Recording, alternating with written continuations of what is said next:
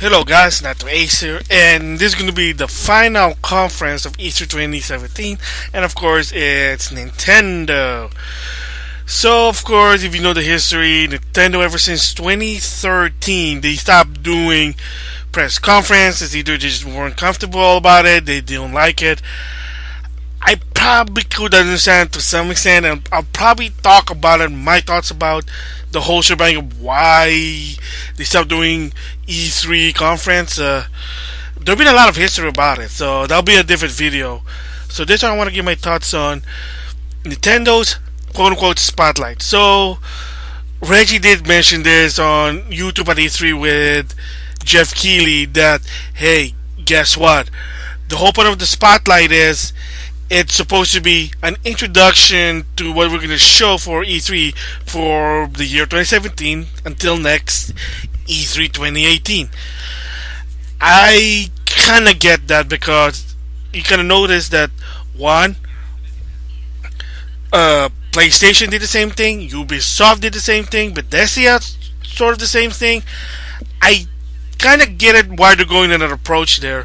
Like I said, it's going to be a different video about the E3's changes, why they need to do this, because again, there's new features you can do, new technologies being introduced, streaming.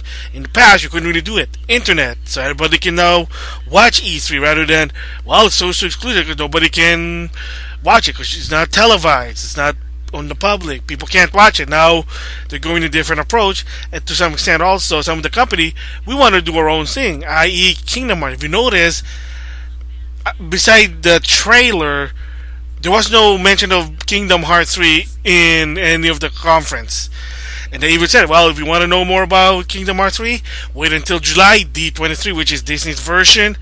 And like I said, a lot of this company basically separating themselves to E3, doing their own thing now, because now they could. Why couldn't they do it in the past? Probably money. Again, that'll be a different story. So my thoughts of the Nintendo Spotlight, I kind of get it why they went to that approach. I still prefer them to do a conference. Heck, do like a Sony one. Just have one guy, introduction, check out all this trailer, and then thanks for watching the trailer. If you want to try the games, hey, go to the booth. So, but the keyword here is pretty good for at least for this year, for the theme, and even credit for Backlog Battle, Alex, is Nintendo's We're Listening. Why is that? So I'll explain that later on this video. So the first thing they showed, they started Reggie trying to market the Switch. Of course, you know Reggie, besides the president, he's also the president of marketing. That's why they hired him in 2004. They needed a guy who's an expert in marketing, and if you want someone to convince why Nintendo, Reggie could do it. Okay, that's the history. So after that, he's talking about the Switch, blah blah blah blah blah. The first game they showed was Xenoblade Chronicles 2. English dub, yay. English dub. Second is it's going to come this holiday 2017. And again, this is what Miyamoto said in the past, that E3 is meant for the American. Remember, not this time anymore. It's changed. E3 is E3, Gamescom, and Tokyo Game Show. It's like the three-parter of the game of what's happening for that year. Part 1 is E3, Part 2 is Gamescom, Part 3 is Tokyo Game Show. So it's the same deal with this one to some extent. I don't know, maybe they still have that mentality, who knows. But they showed a trailer in English voices, and it said holiday 2017. That's all they said. So I'm gonna guess probably December. So that's probably it. So good game. I played the first one. I barely played it. Same thing with Xenoblade Chronicles. Heck, I don't even have a Switch. I'll probably just buy this in the long run because you'll be surprised. A lot of this game do go down. Push come to shove. Next thing is Kirby. Another Kirby game. My goodness, how many Kirby games do we need? Maybe. Excuse me, I said the word we. I apologize. The Kirby fan may be going to be happy, but for the others, I don't know. I mean, lately they've been doing a lot of Kirby games. I mean, heck, there was Kirby in 2016. I know there's a free-to-play Kirby game, and then there's another Kirby game which is granted a spin-off. Now 2018, there's another Kirby game in 2018 at least. So maybe fall of 2018. Just saying there. All right, so moving from that one is Game Freaks. Uh, yeah, somebody from the Pokemon Company, Sunek Sunekazu Ishihara, basically the president of Pokemon Company, he basically is thinking it's fine. Oh, please support Pokemon Tournament DX. But that's really what's in the whole Pokemon. That's already you saw that already on the Pokemon Direct. What he basically made an announcement, and again, this is the keyword I'm saying that Nintendo finally listened, is they are working on a core Pokemon game on the Switch. So finally, people wanted that. Oh, because Switch is on the go. Why can't you do it? You couldn't do it in the GameCube, which I said it before. They kind of did it. Coliseum, sort of a spin-off.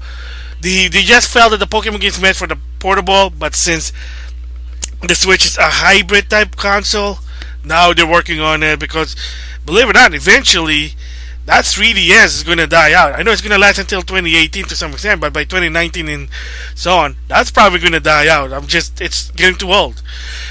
Console don't last that long, believe it or not.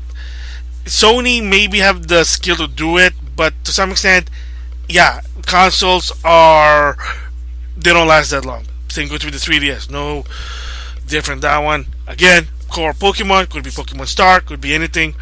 Who knows? But the point is, yes, they are making a core Pokemon game on the Switch. And then there's a teaser logo. There was a number 4. You hear the Metroid music. Metroid Prime 4. Not really a fan of the Metroid Prime series. I have the game. I had played it. Just couldn't get into it. That's just me. My favorite Metroid game is Metroid Other M. Oh no, blasphemy. You get the idea. So that's another one they said that Nintendo listened. A lot of the fans wanted it. They want a Metroid game. They want a Metroid Prime game. They want Metroid. So finally, Metroid Prime 4. And you might say, but I remember in 2015 they did Metroid Prime Federation. Well, unfortunately, a lot of people didn't like it. I have played the game. I still don't like playing Metroid Prime in general. But yeah, even heck, Alpha Omega Sin basically said, "Oh my gosh, dude, this is really not a real Metroid game. I mean, it's a spin-off, but they just felt like it just wasn't. And there wasn't even that soccer game, wannabe Rocket League Metroid Prime mini game. But the point is, finally, Metroid Prime 4. So people are happy. So yeah, golf clap there. So finally, but it's just a title card. But again, it's something. Then a Yoshi game in 2018. Boy, somebody really must love Yoshi game. Woolly World was okay. Yoshi Island were okay. Not really my cup of tea game. It's good if you need some relaxing game with your family after a long work. There you go. So another Yoshi, and again it's 2018, just like Kirby, it's 2018. So that's sort of a good thing that they're actually expanding, not just we're going to release only in 2017 and that's it. And then I did mention that in what I want to see from Nintendo, more information about the Zelda DLC. They finally showcased it more. Yes, it's gonna come this June 30th. The first part of the expansion pass. If you want to buy it, it's $20, but it's 2 versions, so it's $10, 10 for maybe $5. The other one's 15. Who the heck cares? You get the idea. $20. It's not that expensive. Could they put in the game? Maybe, but they don't want to. It's just whatever.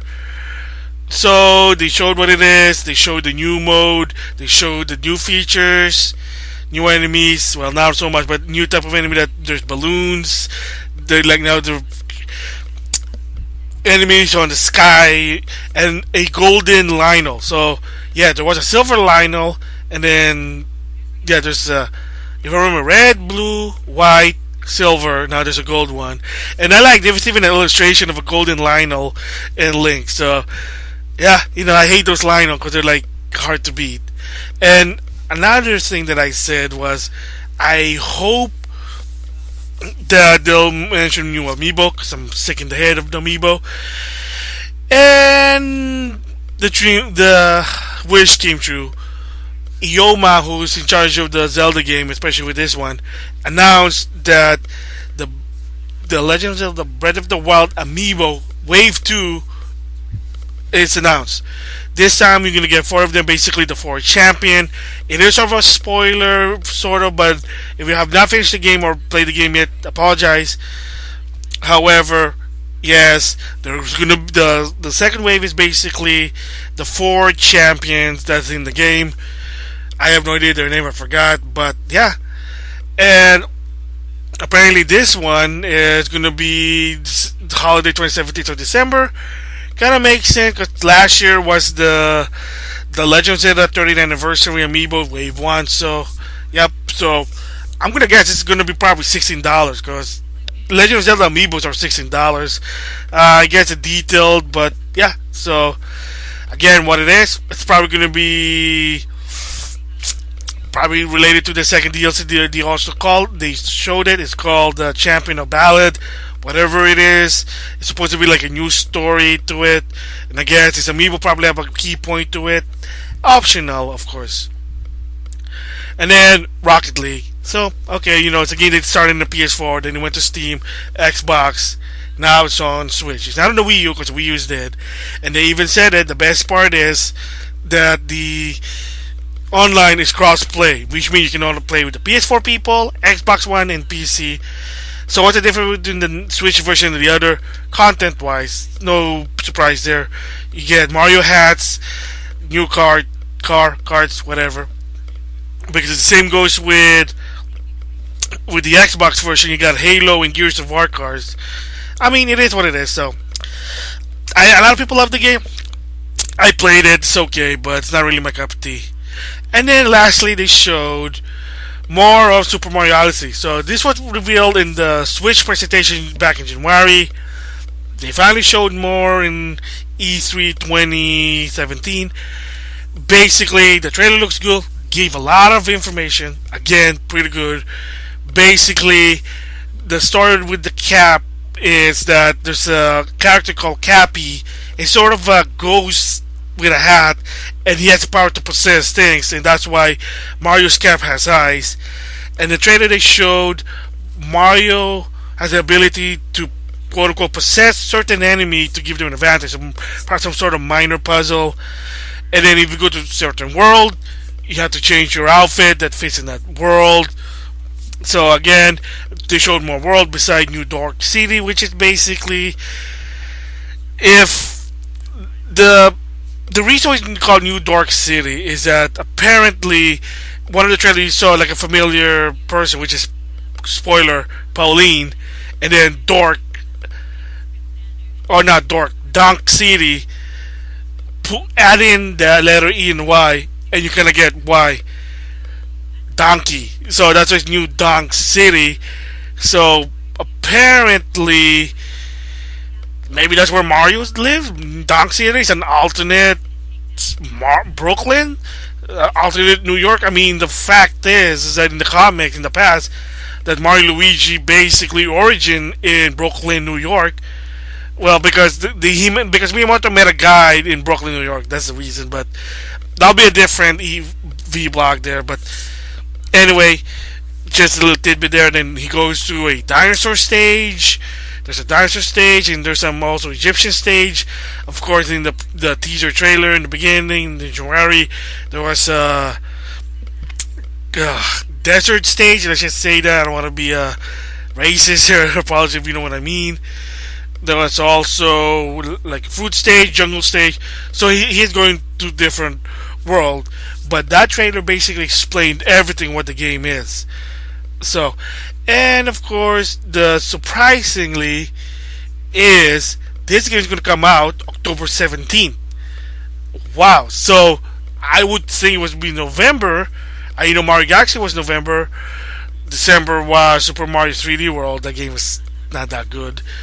So it's really not that surprisingly because to some extent Mario 64 was at fault. It was released when the launch of the N64, so not so much as Sunshine. I think Sunshine was August of the August of the next year when after the GameCube launched. So yeah, there you go. The Spotlight believe it or not, I hope they did. I wish they did a presentation or at least a style of PlayStation style. But for what it is, it kind of makes sense. Again, like Reggie said, I think the direction of E3 going to how they lay out is much different. The whole point of the conference now: show trailer, show what the game is, show. Be quick, give a lot of information, and they kind of did it. Mario, honestly, they did it. Xenoblade Chronicles, not so much. Hyrule Warrior, of course, I forgot to mention it. Or did I not? I can't remember. Again, showed more characters. And if you say, well, I need more information on Hyrule Warrior, it's Dynasty Warrior. If you know what Dynasty Warrior, then you know what it is. And yeah, so I had to give them props that, hey, they did show what they showed. They gave the information, snap, pretty good. So I have to say, even the spotlight was pretty good. I know it's 30 minutes, but as Reggie said, the whole point why is we want to show you the introduction and then let the treehouse do their thing. Because remember, in the past at E3, they had to do this like the treehouse, PlayStation Live, Xbox Daily. They had to do it on stage because there was no segment after that. They had to rely on G4, IGN, GameSpot, Game Trailer, etc., etc., etc. Like I said, things are changing. Streaming now is becoming more mainstream. I think Nintendo's taking advantage, so kind of surprised there. But again, I have to give props to Nintendo. I still wish they do a presentation to some extent, maybe like they did in the one in the Switch presentation in Japan. But I'm just guessing because again, a lot of those Japanese don't want to leave. They don't want to go to America just to say, hey, let's do this. Probably they don't want to. I mean, that's been Reggie had said. One of the things that apparently was told that a lot of the developers don't really feel like going on set. Like, I just want to make games. I don't want to talk about the game. Let someone else do it. And like I said, it kind of showed in the 2012 E3 for Nintendo, which the introduction to Wii U. Oh, that was just bad. But there was a lot of backstory down, but that'll be a different story there. So yeah, that's my thoughts on the Nintendo version. It's pretty good. Again, it is pretty good. Got to the point. It made sense. Info. So with that, thanks for listening. That's it for now. I'll see you guys later. Bye.